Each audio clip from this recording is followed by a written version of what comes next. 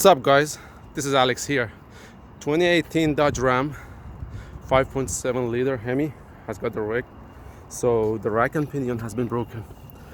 To make the story short, I'm gonna take the rack and pinion out and replace it with the new one. As you guys know, remove the tie rod, that I already did. Lose the bolt here with the 21 millimeter. Hit this area, it's gonna pop up.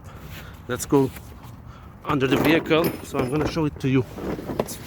It's a very easy process.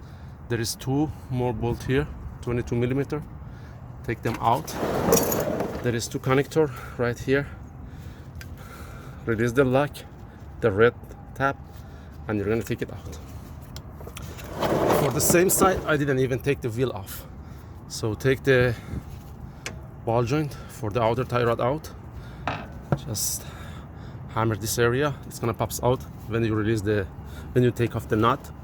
And as you guys see, the rack has been broken from here. See the crack?